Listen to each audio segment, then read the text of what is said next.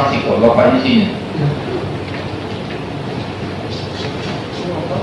Oh, sama ini yang buat. Betul terima toh. Iya. Apa yang tinggal terima? Iya lah, gantian gua kami buku besar itu tinggal masuk ke hospital kunci. Langsung kamu DPDW mau memberikannya. Nah, mana kira-kira? Kita masih koordinasi ya. Misalnya ada yang kita kan diwawancara selalu menaruh Aku tak ada surat terima. Di kantor Pak Robi. Itu sama OI. Deksati Arab Kapiliak. ngapor apa kita pak? Pasal kekerasan. Siapa yang lakukan? Aditya Putra Donata. Siapa itu?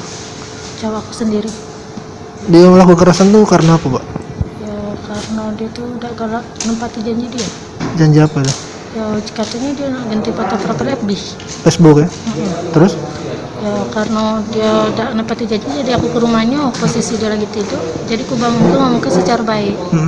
Tapi dia malah ngomong sini, kalau kau lama lah kau balik daripada aku mati di sini.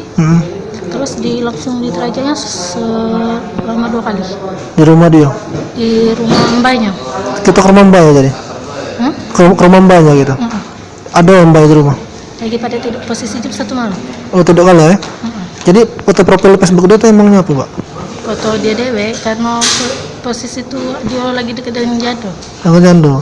Foto dia dewean?